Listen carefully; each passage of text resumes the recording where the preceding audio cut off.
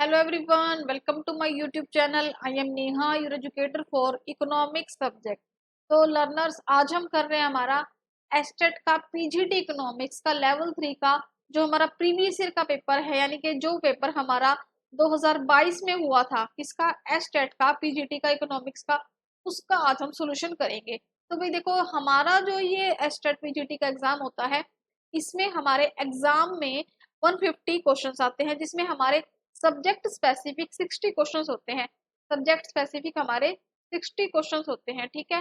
तो यहाँ पर आज का ये हमारा पार्ट 1 है। पार्ट 1 में हम कंप्लीट 20 क्वेश्चंस करेंगे और ऐसे करके हम इसके 3 पार्ट्स बना देंगे और हमारी ये जो 2022 की जो कंप्लीट पेपर है सॉल्यूशन की इकोनॉमिक्स का, हमारा 3 पार्ट्स में वो कंप्लीट हो जाएगा। तो हम हर एक क्वेश्चन को यहाँ पर कंप्लीट डिटेल एक्सप्लेनेशन के साथ डिस्कस करेंगे। तो भाई ये एक तरीके से जो आपकी सीरीज है कंप्लीट पेपर सॉल्यूशन की, ये क्या है, आपकी कंसेप्ट क्लैरिटी सीरीज है। कंसेप्ट क्लैरिटी सीरीज है, यहाँ से आपके हर एक क्वेश्चन के साथ हर एक कंसेप्ट क्लियर होता जाएगा। मतलब कि यहाँ पर क्या है, 20 क्वेश्चंस हैं तो आपके 20 कॉन्सेप्ट क्लियर हो जाएंगे, ठीक है। तो भाई देखो, करते हैं स्टार्ट आज की क्लास को। भाई देखो, वीडियो को पूरी देखना, एंड तक देखना, बहुत हेल्पफुल होने वाली है। आपका एस्टेट का एग्जाम अपकमिंग है, बहुत ही मैटर करते हैं, बहुत ही बड़ा रोल प्ले करते हैं प्रीवियस ईयर के क्वेश्चंस किसी भी एग्जाम की तैयारी के लिए, ठीक है। तो भाई देखो, अगर आप इस चैनल पर न्यू हो तो प्लीज चैनल को लाइक कीजिए, शेयर कीजिए और चैनल को सब्सक्राइब कीजिए, ठीक है। चलो करते हैं स्टार्ट। क्वेश्चन है हमारा फर्स्ट, पूछा हुआ है उन पंचवर्षीय योजनाओं को पहचानिए। भाई देखो, क्वेश्चन देखते ही हम समझ गए ये क्वेश्चन है इंडियन इकोनॉमी का। इंडियन इकोनॉमी का क्वेश्चन है ये हमारा। क्वेश्चन पूछा हुआ है उन पंचवर्षीय योजनाओं को पहचानिए जब वास्तविक समृद्धि प्राप्ति, मतलब कि जब हमारी जो हमारी एक्चुअल ग्रोथ रेट है समृद्धि लक्ष्य से अधिक थी। मतलब कि देखो, हमने टारगेट जो सेट किया था, टारगेट जो सेट किया था एक्चुअल में उससे हमें ज्यादा मिल गई, एक्चुअल हमें ज्यादा मिल गई। मतलब कि मान लो हमने 5% टारगेट सेट किया था, ये मैं आपको एग्जांपल दे रही हूँ। हमने 5% टारगेट सेट किया था लेकिन हमें एक्चुअल में 7% मिल गया। तो यहाँ पर पूछा हुआ है कि उन पंचवर्षीय योजना, उन 5 ईयर्स प्लान को बताइए जब हमें टारगेट से ज्यादा रियलिटी में, एक्चुअल में हमें रेट उसका मिल गया। तो ऑप्शन है 5th plan, 7th plan, 9th plan या 10th प्लान। तो भाई देखो, हम बात करते हैं इकोनॉमिक प्लानिंग की। जब हमारे पंचवर्षीय योजनाओं के जो प्लान है वो शुरू हुए थे, ये शुरू हुए थे 1951 से। 1951 से स्टार्ट हुए थे हमारे पंचवर्षीय योजना यानी कि 5 ईयर प्लान। जब हमारा देश आजाद हुआ था 1947 में, उसके ठीक 2-4 साल बाद ही ये स्टार्ट हो गए थे। क्यों? क्योंकि हमारी देश की जो कंडीशंस थी उसको एक बूस्टअप लेवल पर ले जाने के लिए इन प्लान की हेल्प लेनी पड़ी, ताकि ये क्या है, लॉन्ग टर्म विजन को पूरा कर सके और इकोनॉमी हमारी डेवलप हो चुके। क्वेश्चन पूछा हुआ है कि कौन सी योजना में, कौन सी 5 ईयर प्लान में टारगेट रेट जो हमारी थी उससे ज्यादा हमें एक्चुअल में मिल गई। तो इसका आंसर हमारा हो जाएगा 5th में और 7th प्लान में, ठीक है। 5th प्लान में और 7th प्लान में, यानी कि जो हमारी 5वीं पंचवर्षीय योजना थी और 7वीं पंचवर्षीय योजना थी, इन दोनों में क्या है, हमें एक्चुअल से ज्यादा हमें रिसीव हुआ था। मतलब कि एक्चुअल रेट से ज्यादा हमें, टारगेट रेट से ज्यादा हमें एक्चुअल में हमें वो डेवलपमेंट रिसीव हुआ था। तो देखो, 5th प्लान की बात करते हैं, इसका टाइम ड्यूरेशन था 1974 से 78, यानी कि 1974 से 1978 का जो हमारा समय था। ये था 5वीं पंचवर्षीय योजना, 5th 5 ईयर प्लान का। यहाँ पर क्या है, ये जो पंचवर्षीय योजना है 5th 5 ईयर प्लान है, किस पर एम्फोसाइज करती है, ये कहती है इंक्रीजिंग एम्प्लॉयमेंट, यानी कि रोजगार में क्या करो, वृद्धि करो, और पॉवर्टी एलिवेशन। पॉवर्टी एलिवेशन होता है गरीबी को हटाओ। तो भी देखो, आपका एक ही क्वेश्चन यहाँ से भी बन सकता है, इंपॉर्टेंट कंसेप्ट है यहाँ पर ये, कि कौन सी पंचवर्षीय योजना में गरीबी हटाओ का नारा दिया गया। तो ये दिया गया था 5वीं पंचवर्षीय योजना में। और 1975 में क्या था, इलेक्ट्रिसिटी सप्लाई एक्ट आता है, और ये क्या करती है, सेंट्रल गवर्नमेंट किस में एंटर कर जाती है, पावर जनरेशन में एंटर कर जाती है, ठीक है। और यहीं पर ही 5th 5 ईयर प्लान में हमारा नेशनल हाईवे सिस्टम भी स्टार्ट होता है। जो हम हमारे नेशनल हाईवे है, जहां हम कई बार लिखा देखते हैं NH 70, NH 2, तो ये क्या है, हमारे नेशनल हाईवे है, जिसको राष्ट्रीय राजमार्ग भी कहते हैं। ये भी 5th 5 ईयर प्लान में हमारा शुरू हुआ था। मिनिमम नीड प्रोग्राम शुरू हुआ था कब, 5 ईयर प्लान में ही, और जिसका मोटिव था बेसिक जो हमारी मिनिमम नीड्स यानी कि जो बेसिक हमारी आधारभूत आवश्यकताएं है उसको पूरा करना। और इसको किसने प्रिपेयर किया था? डीपी धार ने। और देखो भाई, टारगेट रेट था उस टाइम हमारा, फिफ्थ प्लान में हमारा टारगेट था 4.4, हमने सेट किया था कि हमें इतना मिल जाएगा, लेकिन में हमें एक्चुअल में कितना मिला? 4.8 मिला। तो भाई ये क्या था? एक्स्ट्रा ही था ना। तो ये भी हमारा एक सक्सेसफुल प्लान था। तो हमारा फर्स्ट जो फिफ्थ 5 ईयर प्लान था, 5वीं पंचवर्ष योजना थी, उसको एक्चुअल टारगेट ग्रोथ रेट से ज्यादा एक्चुअल ग्रोथ रेट मिली थी 5वीं पंचवर्ष योजना में। फिर है 7वीं पंचवर्ष योजना। ठीक है, 7वीं पंचवर्ष योजना हमारी का जो समय था वो था 1985 से 90 का। और ये किसकी लीडरशिप में चली थी? ये चली थी राजीव गांधी, उस टाइम थे प्राइम मिनिस्टर हमारे। जब 7वीं पंचवर्ष योजना थी उस टाइम हमारे प्राइम मिनिस्टर थे राजीव गांधी जी। उन्होंने क्या किया? प्रौद्योगिकी के उपयोग के माध्यम से औद्योगिक उत्पादकता सुधार पर जोर दिया। मतलब कि उस जो हमारी 7वीं पंचवर्ष योजना थी उसमें क्या उन्होंने मतलब कि टारगेट सेट किया कि जो हमारे इंडस्ट्रियल सेक्टर है उसकी प्रोडक्टिविटी के लेवल पर क्या करे? सुधार करे, उसमें रिफॉर्म्स करे, प्रौद्योगिकी का उपयोग करके, मतलब कि टेक्नोलॉजी का यूज करके टेक्नोलॉजी का इंडस्ट्री की जो सेक्टर है उसको, उसकी प्रोडक्टिविटी को क्या करे? इम्प्रूव करे। और इसमें क्या किया गया? Increasing economic productivity. Economic productivity क्या होती है? हमारी आर्थिक उत्पादकता को और ज्यादा अच्छा करना। Increasing in production of food grains. Food grains क्या होते हैं? हमारे जो और खनिज संसाधन है उसके प्रोडक्शन में, उसकी उत्पादकता में वृद्धि करना। Generating employment by providing social justice. मतलब कि जनरेट करना होता है, क्रिएट करना, किसी चीज में वृद्धि करना, किसमें? एम्प्लॉयमेंट में। एम्प्लॉयमेंट क्या होता है? हमारा रोजगार, रोजगार में वृद्धि करना। और साथ साथ सोशल जस्टिस यानी कि सामाजिक न्याय भी प्रदान करना। ठीक है, तो जो हमारा 7th 5 ईयर प्लान था वो इसलिए सक्सेसफुल हुआ क्योंकि सिक्स्थ प्लान भी हमारा भी ऑलरेडी सिक्स्थ प्लान था, जो उससे पहले का छठा प्लान था, छठी पंचवर्षीय योजना थी, उसने बहुत हेल्प की क्योंकि छठी प्लान भी हमारी सक्सेसफुल रही थी। इसीलिए जो छठा सिक्स पंचवर्षीय योजना थी उसने 7th 5 ईयर प्लान को सक्सेसफुल होने में बहुत हेल्प की। तो ये किस पे एम्फोसाइज करता है? Anti poverty program. तो देखो भाई, आपको ये चीज यहाँ पर समझने वाली है। 7th 5 ईयर प्लान में वो बात कर रहा है एंटी पॉवर्टी प्रोग्राम, यानी कि गरीबी से, जो गरीबी को खत्म करने वाले प्रोग्राम है, एंटी पॉवर्टी प्रोग्राम। ठीक है, उसको भी यहाँ पर क्या है? शुरू किया गया। ठीक है, गरीबी विरोधी कार्यक्रम, गरीबी विरोधी कार्यक्रमों को शुरू किया गया। कब? 7th 5 ईयर प्लान में।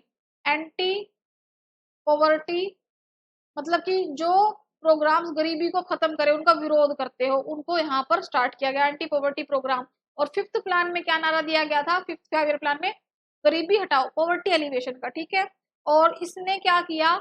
इस प्लान में हमने ये डिसाइड कर लिया था कि 2000 सन तक आते आते, मतलब कि 90 से लेकर 2000 तक वो क्या है? सेल्फ रिलायंस को डेवलप कर लेंगे। और इस पर उन्होंने फोकस भी किया। यहाँ पर टारगेट था हमारा 5.0। टारगेट रेट कितना था? 5.0 था। और हमें एक्चुअल में कितना मिला?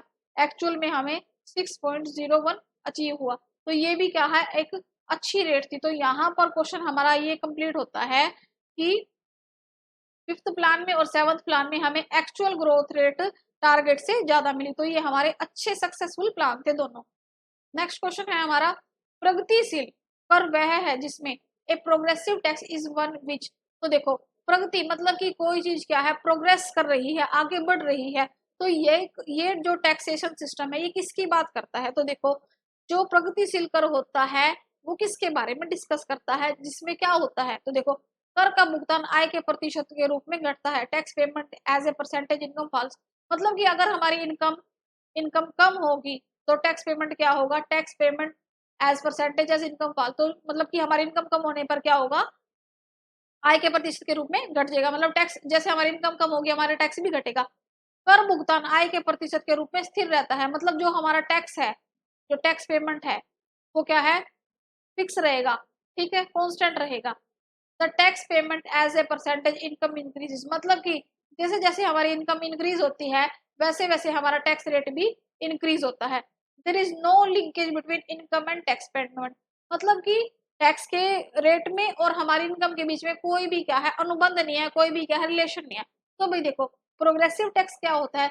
जैसे जैसे हमारी इनकम बढ़ती है, मान लो हमारी इनकम 1000 से 2000 हो गई। ठीक है, पहले 1000 पे हम 10% टैक्स दे रहे थे, अब 2000 पर हमें 20% टैक्स देना पड़ेगा। तो यहाँ पर क्या है? अगर इनकम में प्रोग्रेस हो रही है तो टैक्स में भी प्रोग्रेस होगी, तो ये है प्रगतिशील कर, प्रोग्रेसिव टैक्स। तो इसका आंसर हमारा हो जाएगा third. The tax payment as a percentage of income increases, मतलब कि जैसे हमारी इनकम इंक्रीज होती है, अभी देखो हमारी इनकम 1000 थी तो हम यहाँ पर 10% टैक्स दे रहे थे, अब इनकम 2000 हो गई, अब हम यहाँ 20% टैक्स देना पड़ेगा। पहले 10,000 1000 पे 10% दे रहे थे और 20% हम 2000 पे देंगे। अब इनकम हो गई हमारी 3000, यहाँ पर हमारा टैक्स भी बढ़ जाएगा, टैक्स हो जाएगा हमारा 30%। तो यहाँ पर क्या है, इस तरीके से ये ग्राफ बनेगा। तो ये इसका जो स्लोप होता है वो अपवर्ड स्लोप होता है, ऊपर की ओर बढ़ता हुआ इसका स्लोप होता है। इसका मतलब है कि जैसे जैसे किसी व्यक्ति की आय बढ़ती है उसके द्वारा चुकाए जाने वाले कर का प्रतिशत भी बढ़ता है। मतलब जैसे जैसे हमारी इनकम इंक्रीज होगी वैसे वैसे हमारा जो टैक्स का रेट है, टैक्स की परसेंटेज है, वो भी बढ़ता जाएगा। एक प्रगतिशील कर यानी कि जो प्रोग्रेसिव टैक्स है उसकी विशेषता है कि उच्च आय प्रणाली वाले यानी कि जो हायर इनकम ग्रुप होता है, मतलब जिनकी अच्छी इनकम होती है, उनको अपनी आय का एक बड़ा हिस्सा चुकाना पड़ता है। मतलब कि जो हायर इनकम ग्रुप में लोग आते हैं जिनकी एक अच्छी इनकम होती है, उनको अपनी इनकम का ज्यादा पार्ट यहाँ पर देना पड़ता है। ठीक है, तो भाई देखो यहाँ पर क्या है, देखो इनकम तो 1000 है, फिर 2000 हुई, फिर 3000 हुई। अब 1000 पर 10% टैक्स दे रहा है वो, 2000 पर 20% दे रहा है, 3000 पर 30% दे रहा है। ठीक है, ये टैक्स रेट है। जो इसका स्लोप है वो क्या है, अपवर्ड स्लोप है। ठीक है, तो ये प्रोग्रेसिव टैक्स सिस्टम है। ठीक है, तो यहाँ पर क्या है, प्रोग्रेसिव टैक्स सिस्टम क्या होता है, जब हमारी इनकम के बढ़ने पर हमारी टैक्स रेट बढ़ती है तो ये प्रोग्रेसिव टैक्स यानी कि प्रगतिशील कर होता है। और यहाँ से भी एक क्वेश्चन आपका पूछा जा सकता है, इसका प्रभाव किस पर ज्यादा पड़ता है, जो हायर इनकम ग्रुप वाले लोग होते हैं यानी कि जो उच्च आय वर्ग के लोग होते हैं, उन पर इसका ज्यादा प्रभाव पड़ता है। ठीक है, नेक्स्ट क्वेश्चन है हमारा, कैप्शन का अर्थ क्या है। एक कैप्शन मीन्स, देखो भाई कैप्शन क्या होता है, हम एक टेबल बनाते हैं कोई इस तरीके से, हमारी कोई टेबल है। ठीक है, टेबल में क्या है, हम इस तरीके से क्या बनाते हैं, रो और कॉलम्स बनाते हैं। ठीक है, देखो यहाँ पर ये टेबल है, ये होती है रो, ये होती है कॉलम। कॉलम इस तरह से नीचे की ओर जा रही है और रो क्या हो रही है, हमारी इस तरह से मूव कर रही है। तो हेडिंग क्या होती है, मतलब कि देखो कॉलम कैप्शन का पूछा है, मतलब कैप्शन क्या होता है, तो कैप्शन होता है हेडिंग ऑफ ए कॉलम, यानी कि किसी कॉलम का जो शीर्षक होता है, मतलब कि हेडिंग होती है। तो यहाँ पर क्या है, हम हेडिंग देंगे, यहाँ पर क्या है, हम हेडिंग देंगे। तो कैप्शन को क्या कहते हैं, कैप्शन आमतौर पर शीर्षक या टेबल को संदर्भित करता है। मतलब कि देखो ये टेबल है, इसको क्या है, ये क्या कर रहा है, इसको डिस्क्राइब कर रहा है।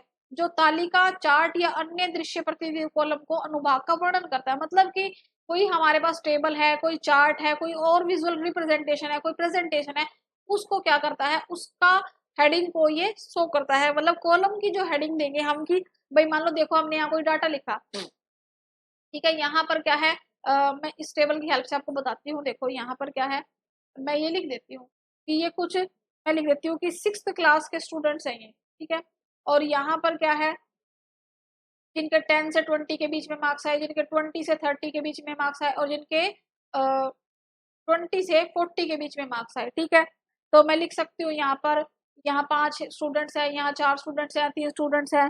तो ठीक है, ये मैंने इस तरीके से यहाँ पर ये टेबल शो कर दी।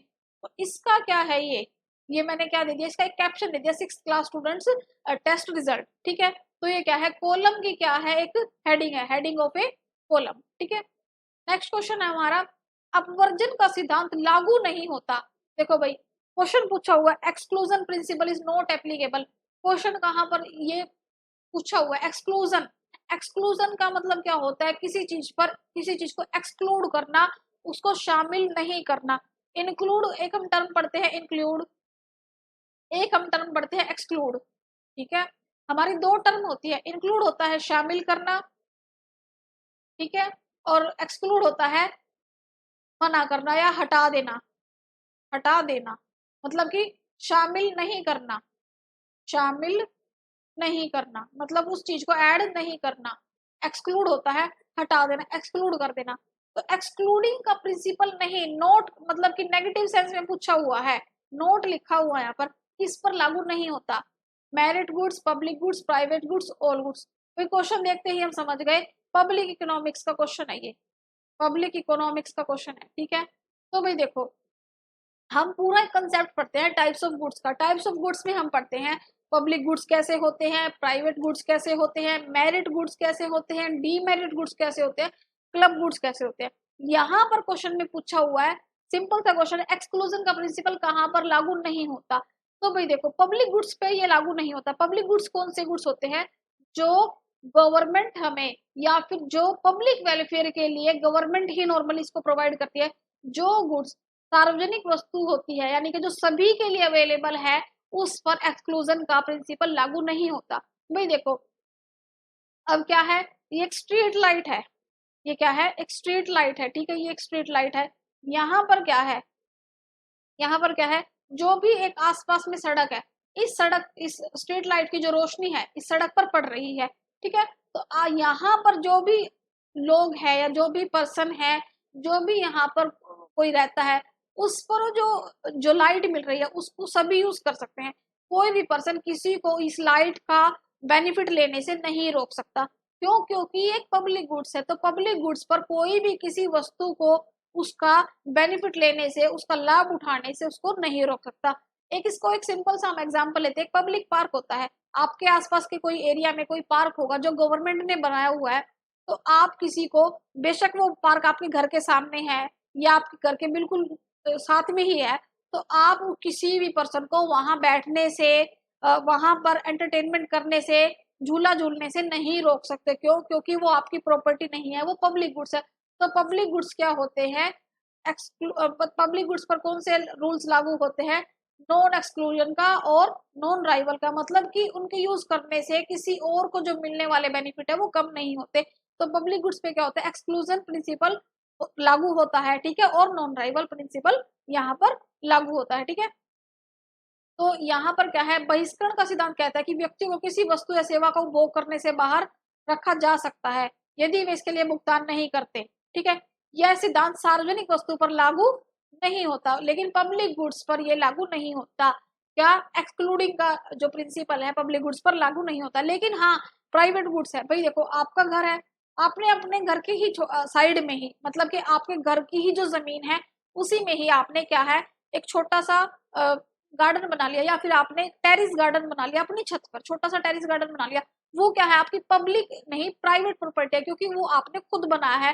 तो आप किसी को अपने मर्जी से, या फिर किसी और की इतनी हिम्मत नहीं है कि वो आपके घर में आकर उसका मजा ले, या फिर उस पर अपना हक जमाए, या फिर क्या है, उस पर क्या है, अपना क्या है, उसका बेनिफिट ले। तो ये आपकी पब्लिक गुड्स है। फॉर एग्जाम्पल, आपकी कार है, कोई भी आपकी कार को आपकी मर्जी के बिना नहीं चला सकता। क्यों? क्योंकि आपका ये क्या है, प्राइवेट गुड्स है। तो प्राइवेट गुड्स क्या होते हैं, निजी वस्तु है, जब तक आपकी मर्जी नहीं होती तो कोई भी उसको यूज नहीं कर सकता। लेकिन पब्लिक गुड्स में क्या क्या आते हैं, सड़कें, रोड्स, हमारे पार्क्स, हमारी जो गवर्नमेंट हमें स्ट्रीट लाइट प्रोवाइड करती है, तो इसमें क्या है, क्या है, जो एक्सक्लूडिंग का प्रिंसिपल है वो लागू नहीं होता, ठीक है।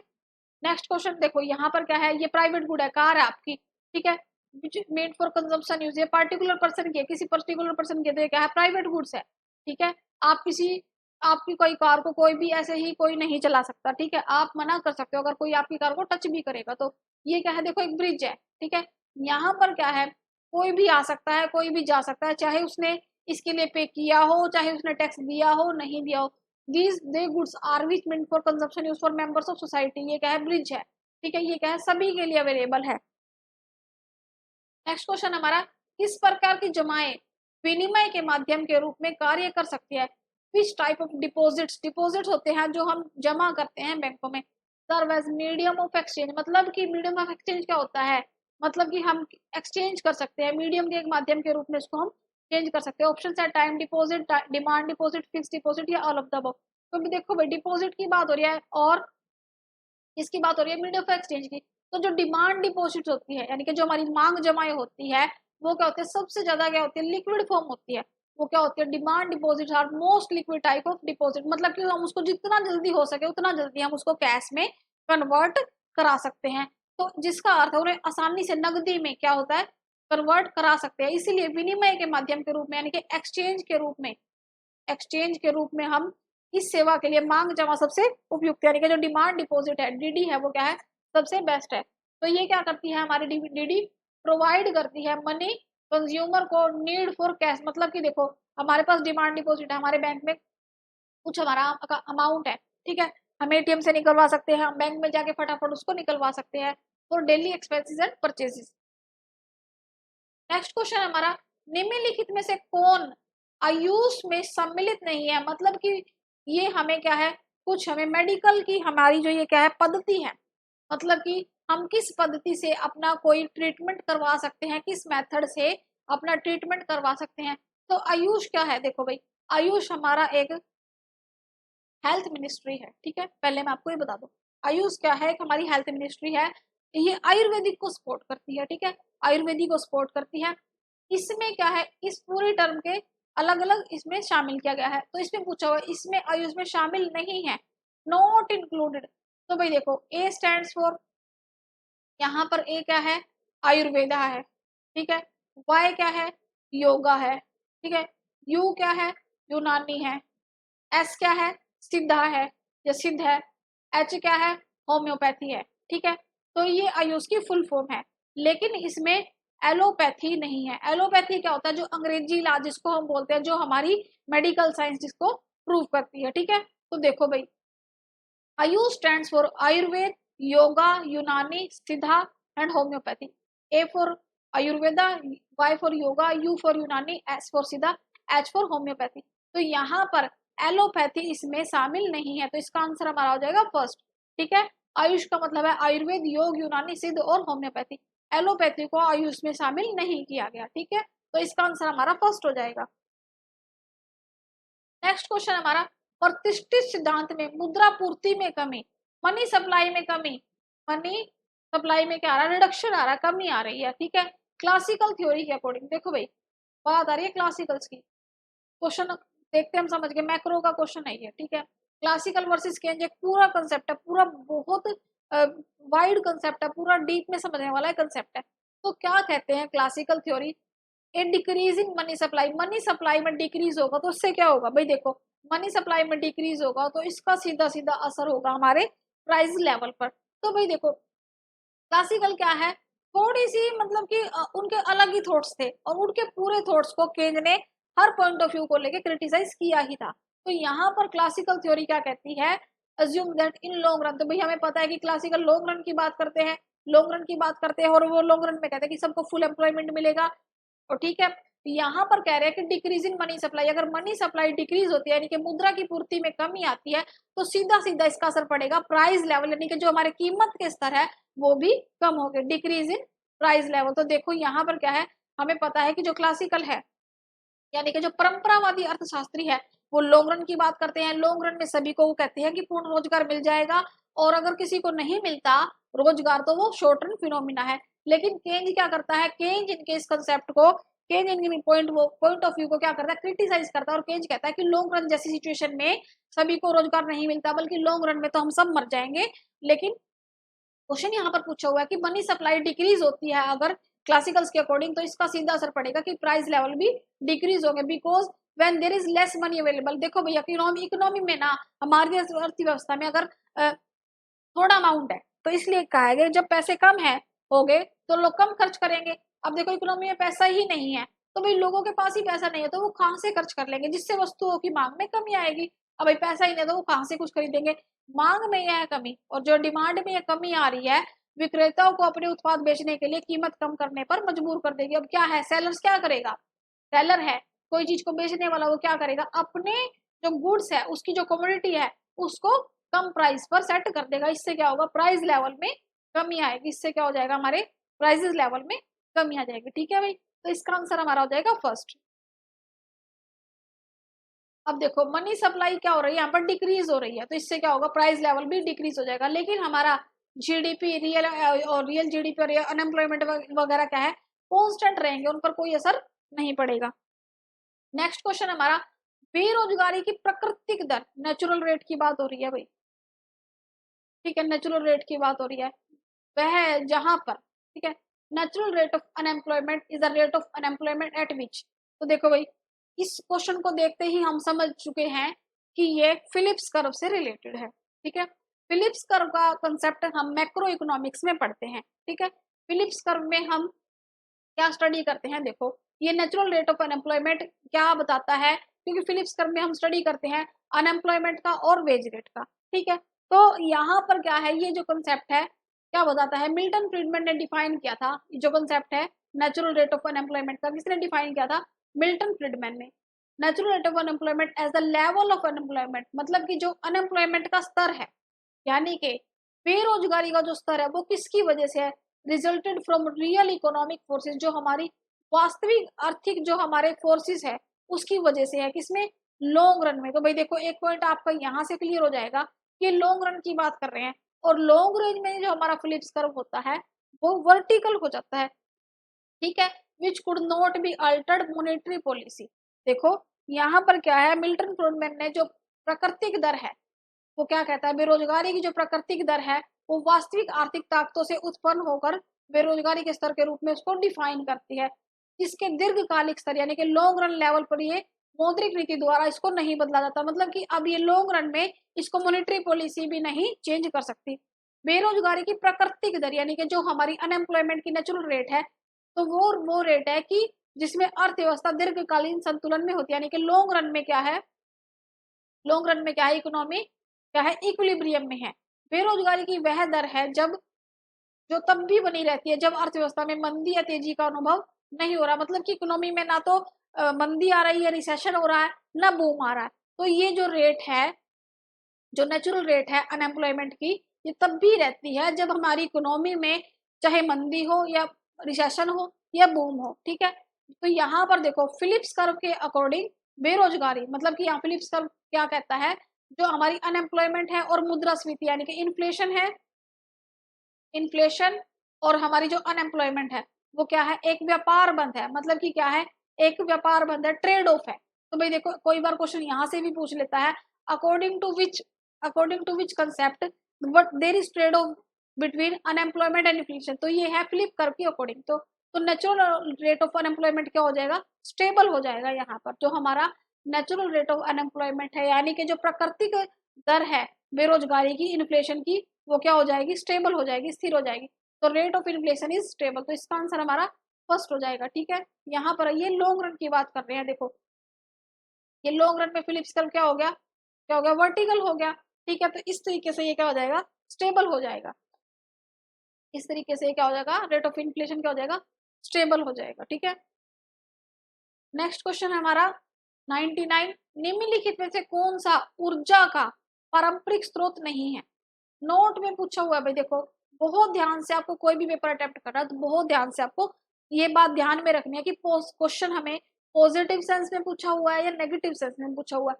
तो क्वेश्चन पूछा हुआ कौन सा कन्वेंशनल सोर्स नहीं है एनर्जी का, ठीक है, मतलब कि ऊर्जा का पारंपरिक स्रोत नहीं है। ऑप्शन है coal, solar energy, petroleum, natural gas. तो देखो भाई कोल यानी कि कोयला, कोयला हमें कहाँ से मिलता है, खादानों से मिलता है, मतलब कि खान होती है, माइंस होती है, उसमें से खोद खोद के कोयला निकालना पड़ता है, ठीक है। देखो सबसे पहले हम समझते हैं कि कन्वेंशनल सोर्स क्या होते हैं, यानी कि ऊर्जा के पारंपरिक स्रोत वे हैं जिनका उपयोग कई वर्षों से किया जा रहा है। मतलब कि जो हमें नेचुरली बहुत वर्षों से, मतलब कि जब हमारी इकोनॉमी, जब हमारे मतलब कि जो वर्ल्ड में कुछ ज्योग्राफिकल कंडीशन, कुछ भौगोलिक अवस्थाएं ऐसी हुई, मतलब कि जो ये ज्योग्राफी का थोड़ा सा कंसेप्ट यहाँ पे है कि कुछ ऐसी कंडीशन हुई कि वो नेचुरली ही इस तरीके की सिचुएशन बन गई कि ये हमें मिल गए। तो कोयला हम तो ऊर्जा के पारंपरिक वे स्रोत है जो कई वर्षों से हमें, जिनको प्रयोग किया जा रहा है, व्यापक रूप से उपलब्ध है, मतलब कि जो एक वाइड लेवल पर यहाँ पर अवेलेबल है। जैसे कि कोयला है, पेट्रोलियम है, प्राकृतिक गैस है, नेचुरल गैस है, और परमाणु ऊर्जा इसमें शामिल है, यानी कि न्यूक्लियर एनर्जी इसमें शामिल है, ठीक है। तो ये है ऊर्जा के पारंपरिक स्रोत। तो भाई ये क्या है, ये ऐसी चीजें हैं, अगर हम ये क्या है बहुत जल्दी जल्दी इनको नहीं बना सकते, इनको बनाने में बहुत लंबा समय लगता है। तो ये क्या है, कन्वेंशनल सोर्स है, पारंपरिक स्रोत है, ठीक है। अब बात करते हैं नॉन कन्वेंशनल की, इसकी नॉन कन्वेंशनल की, जिन्हें नवीकरणीय ऊर्जा स्रोत के रूप में भी जाना जाता है। नवीकरणीय मतलब कि जिसको हम रिन्यू कर सकते हैं, जिसको हम रिन्यू कर सकते हैं। नवीकरणीय क्या होता है, जिसको हम रिन्यू कर सकते हैं, मतलब जिसको भी हम दोबारा से बना सकते हैं, ठीक है। तो गैर पारंपरिक ऊर्जा स्रोत वो है जिसे नवीकरणीय ऊर्जा स्रोतों के रूप में जाना जाता है।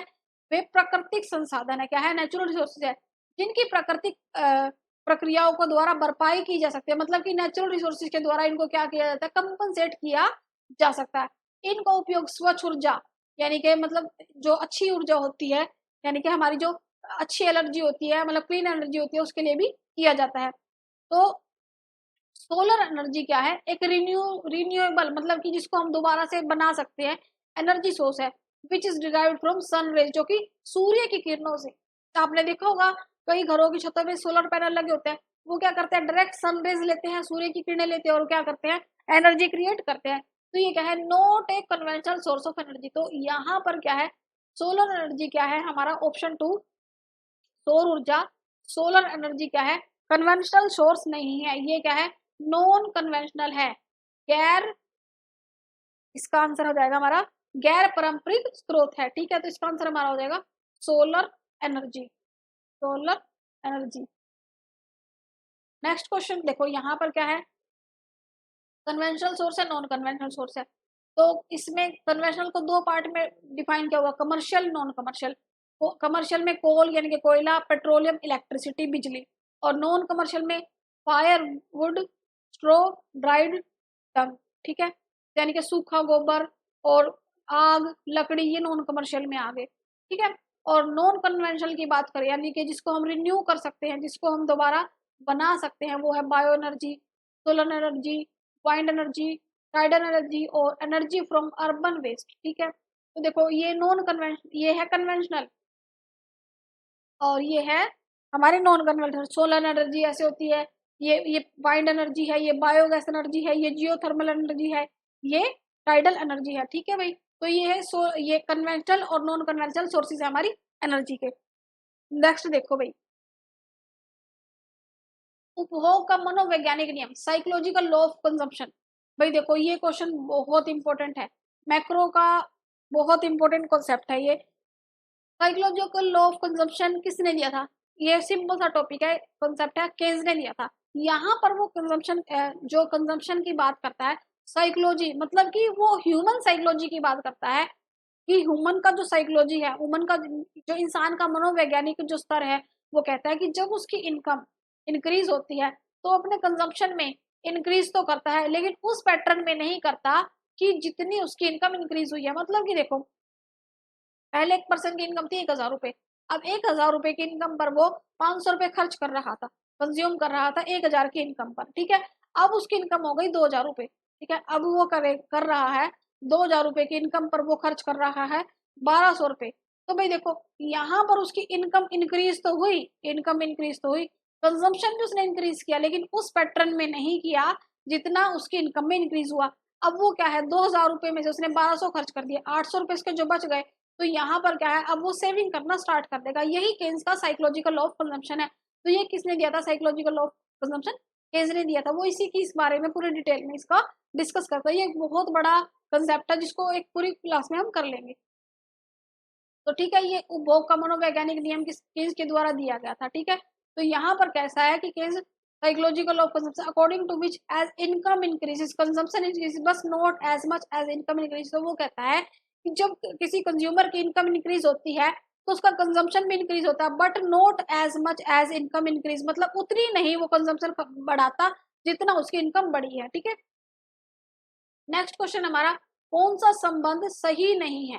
नेगेटिव सेंस में पूछा हुआ भाई, देखो इनकरेक्ट है।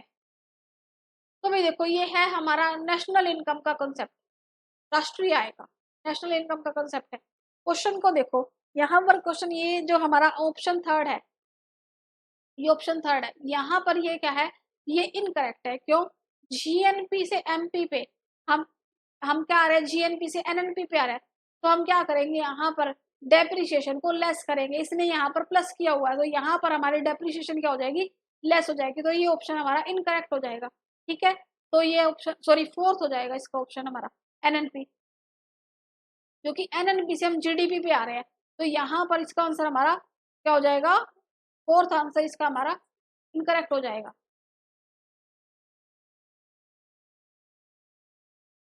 इसका आंसर हमारा फोर्थ हो जाएगा। ठीक है, देखो NNP is equal to GDP plus depreciation plus net factor income for abroad. तो ये क्या है, रिलेशन क्या है, इनकरेक्ट है। जब हम net national product at market price यानी कि एमपी पे निकालते हैं, तो क्या करते हैं, डेप्रिसिएशन को हम क्या करते हैं, सब्ट्रैक्ट करते हैं। ठीक है, और क्या करते हैं, एंड नेट फैक्टर फिर इनकम फ्रॉम अब्रॉड, और इसको भी हम क्या करते हैं, इसके अकॉर्डिंग इसको हम कैलकुलेट करते हैं। तो यहाँ पर डेप्रिसिएशन भी लेस करेंगे और net factor income from abroad भी लेस करेंगे, इन दोनों को क्या होगा, लेस होगा ये दोनों। और यहाँ पर क्या है, इन्होंने दोनों को क्या किया हुआ, ऐड किया, तो ये करेक्ट हो जाएगी। ठीक है, तो ये नहीं होगा, इसका आंसर फोर्थ होगा। नेक्स्ट क्वेश्चन है हमारा, भुगतान शेष के चालू खाते में, यानी कि current account of balance of payment, BOP का क्वेश्चन है ये। भाई देखो ये इंटरनेशनल इकोनॉमी का क्वेश्चन है, इंटरनेशनल इकोनॉमी का क्वेश्चन है। तो करंट अकाउंट यानी कि चालू खाते में बैलेंस ऑफ पेमेंट में हम क्या लिखते हैं, क्या डिस्कस करते हैं। देखो कि देखो हम जो हम बैलेंस ऑफ पेमेंट करते हैं, बैलेंस ऑफ पेमेंट क्या होता है, सबसे पहले हम ये समझते हैं। बैलेंस ऑफ पेमेंट होता है जब एक कंट्री किसी दूसरे देश के साथ, जब एक देश किसी दूसरे देश के साथ ट्रेड करता है, इंपोर्ट करता है, एक्सपोर्ट करता है, या रेस्ट ऑफ वर्ल्ड के साथ बिजनेस ट्रांजेक्शन करता है, तो वहां पर उसको कभी फायदा होता है, कभी नुकसान होता है। तो इसी को हम क्या कहते हैं, बैलेंस ऑफ ट्रेड कहते हैं या बैलेंस ऑफ पेमेंट कहते हैं। तो देखो भाई यहाँ पर बैलेंस ऑफ पेमेंट की बात कर रहे हैं, करंट अकाउंट की। The current account of balance of payment record all transaction, यहाँ पर क्या है, वो सभी लेन देनों को शामिल करता है जिसमें export, import, goods, services, unilateral transfer यानी कि एक तरफा जो हस्तांतरण है, उन सभी को रिकॉर्ड किया जाता है। तो इसका आंसर हमारा हो जाएगा ऑल ऑफ द राइट। ठीक है, तो बैलेंस ऑफ पेमेंट क्या होता है, बीओपी क्या होता है, तो यहाँ पर क्या है, एक सिस्टमेटिक रिकॉर्ड है, एक क्या है, सिस्टमेटिक रिकॉर्ड है किसका, इंटरनेशनल पेमेंट का, जिसमें क्या करते हैं, रिकॉर्ड करते हैं कंट्री की इकोनॉमिक और फाइनेंशियल ट्रांजेक्शन को, जो एक वर्ड के साथ उसकी हुई है, उसने इंपोर्ट किया है, एक्सपोर्ट किया है, जो भी उसकी पेमेंट्स हुई है, इनकम उसे रिसीव हुई है, ये सभी उसमें हम शामिल करते हैं। करंट अकाउंट में हम बात करते हैं एक्सपोर्ट इंपोर्ट की, export import of goods service की, यूनिलेटरल पेमेंट की, इनकम रिसीव्ड एंड पेमेंट्स की, और कैपिटल में हम इन चीजों की बात करते हैं। नेक्स्ट क्वेश्चन हमारा, भारत में GST, GST stands for goods and services tax. ठीक है, जीएसटी का ये फुल फॉर्म है। कब ये लागू हुआ, तो भाई देखो ये लागू हुआ था हमारा लॉकडाउन से 2 साल पहले। ठीक है, लॉकडाउन हमारा 2020 के आसपास ही लगा था, तो उससे पहले हमारा जीएसटी लागू हो चुका था। ये लागू हुआ था हमारा 1 जुलाई 2017 में, यानी कि 1 जुलाई 2017 को हमारा जीएसटी लागू हुआ था। विच टैक्स आर रिप्लेस, तो यहाँ पर ये टैक्स ने जीएसटी को रिप्लेस किया था। ठीक है, और ये टैक्स हमारे अभी भी सेम है। तो जीएसटी कब लागू हुआ था, 2017 में 1 जुलाई से। नेक्स्ट क्वेश्चन हमारा, निम्नलिखित में से किसका निर्धारण रेखा चित्र विधि से द्वारा नहीं किया जा। क्वेश्चन ध्यान से समझो भाई, नेगेटिव सेंस में पूछा हुआ है क्वेश्चन है हमारा स्टैट का। तो भाई देखो रेखा चित्र मतलब कि किसको हम ग्राफ के फॉर्म में नहीं डिफाइन कर सकते। मीन, देखो मीडियन, मीडियन क्या होता है हमारा एवरेज। ठीक है, एम से इसको हम डिनोट करते हैं। मोड होता है हमारा जेड, बहुलक, इसको भी कर सकते हैं। क्वार्टाइल्स, क्वार्टाइल्स होते हैं हमारे चतुर्थक। तो भाई हमारा इसका आंसर हो जाएगा मीन। मीन क्यों होगा वो पहले आप समझो। मीन में हम क्या निकालते हैं, हमें कुछ डेटा दिया होता है, उससे हम क्या है एक सिंगल डिजिट में क्या निकालते हैं, उसका आंसर निकालते हैं। मीन को जब हम कैलकुलेट करते हैं, माध्य निकालते हैं, तो हम एक सिंगल डिजिट में उसका आंसर निकालते हैं। ठीक है, तो देखो इसको हम ग्राफिकली नहीं डिफाइन कर सकते। क्यों, क्योंकि माध्य दिए गए डेटा का औसत मूल्य, जिस पर यह एकल मूल्य, एक सिंगल वैल्यू, मतलब कि एक सिंगल वैल्यू हमारा आंसर आ गया, जिसको हम नहीं कंपेयर कर सकते डिफरेंट वैल्यू के साथ, डिफरेंट डिफरेंट वैल्यू के साथ इसको हम यहाँ पर कंपेयर करने में हमें नहीं, इसका सही से हम इसको डिफाइन नहीं कर सकते। तो इसका आंसर हमारा हो जाएगा मीन। मीन को हम ग्राफिकली नहीं डिफाइन कर सकते। और कई बच्चे आके मुझसे इस क्वेश्चन के बारे में बहुत बार डिस्कस कर रहे थे, वो कह रहे थे मैडम नहीं इसका आंसर क्वार्टाइल होगा। भाई क्वार्टाइल क्या होता है, हमारी एक रेंज होती है, उसके क्या है 4 पार्ट है। ठीक है, Q1 Q2 Q3 Q4। ठीक है, ये हमारे क्वार्टाइल्स होते हैं, चतुर्थक, first quartile, second quartile, third quartile. तो भाई देखो जब हम मीडियन निकालते हैं ना, ये क्या है मीडियन है, अब इसके क्या है, ये फर्स्ट क्वार्टाइल होगा, सेकंड क्वार्टाइल होगा, थर्ड क्वार्टाइल होगा, और जो हमारा सेकंड क्वार्टाइल होता है उसको तो हम मीडियन ही बोलते हैं, वो तो मीडियन के ही इक्वल होता है। तो यहाँ पर क्वार्टाइल को भी उज्जाइव की हेल्प से डिफाइन किया जा सकता है ग्राफिकली, बट मीन को नहीं किया जा सकता, क्योंकि मीन की जो सिंगल वैल्यू होती है उसको हम किसके साथ कंपेयर करेंगे, तो ये पॉसिबल नहीं है। इसका आंसर हमारा मीन हो जाएगा, फर्स्ट हो जाएगा। नेक्स्ट क्वेश्चन है हमारा, निम्नलिखित में से कौन सा एक सरकार की राजस्व प्राप्तियों का उदाहरण नहीं है?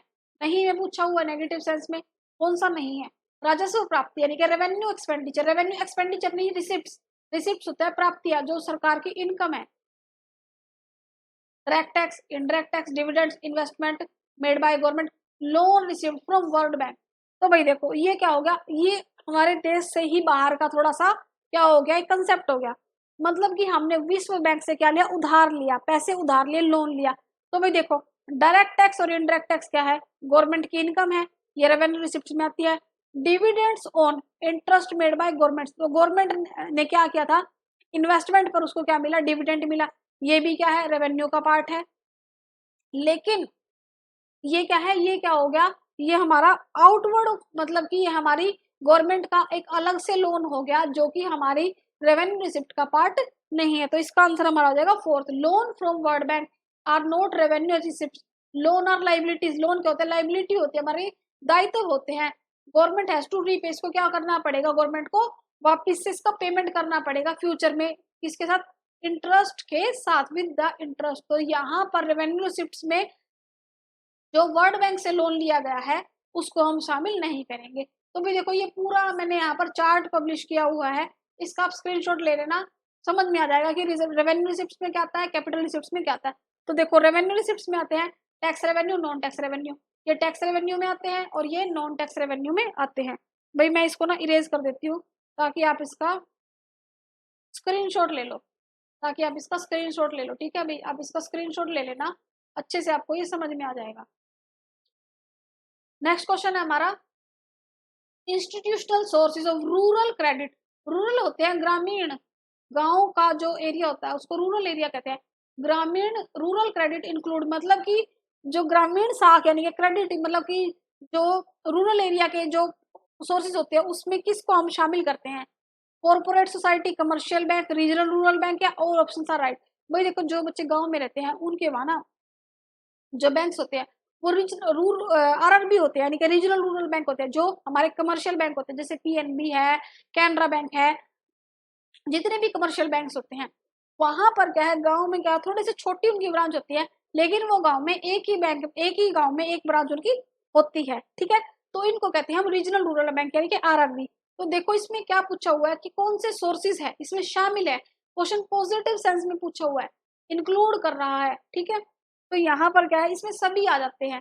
Rural credit refers to provision of financial service, जो people living in rural area, मतलब कि जो लोग गांव में रहते हैं, ग्रामीण एरिया में रहते हैं, उनको क्या है, कोऑपरेटिव सोसाइटी से, कमर्शियल बैंक से, रीजनल रूरल बैंक से, सभी से क्या मिल जाता है, क्रेडिट मिल जाता है, उधार मिल जाता है। तो इसका आंसर हमारा फोर्थ हो जाएगा, ठीक है, इसका आंसर हमारा फोर्थ हो जाएगा। नेक्स्ट है हमारा समय उत्क्रमता परीक्षण, मतलब कि टाइम रिवर्सल टेस्ट, जिसको शॉर्ट फॉर्म में हम टीआरटी बोलते हैं। भाई स्टैट का क्वेश्चन है, किसको सेटिस्फाइड करता है। तो देखो भाई इसका जब टीआरटी का जो सम होता है वो, यानी कि टीआरटी का जो सम होता है वो 1 होता है, यानी कि P01 इंटू में P10 इज इक्वल टू 1। तो ये हमारा टीआरटी को सेटिस्फाइड करता है। जो हमारा टाइम रिवर्सल टेस्ट है वो इसका सम जब 1 होता है तो इसको सेटिस्फाइड करता है। तो इसकी कंडीशन होती है कि जो ये जो कैलकुलेशन है प्राइस का, इसका सम इक्वल 1 के आना चाहिए। तो इसका आंसर हमारा 1 हो जाएगा, ठीक है। नेक्स्ट क्वेश्चन है हमारा समांतर माध्य। समांतर माध्य क्या होता है, अर्थमेटिक मीन, ठीक है। इसमें जो क्लास इंटरवल है, वर्ग अंतराल है, कैसे होना चाहिए, एक्सक्लूसिव, इंक्लूसिव या इक्वल।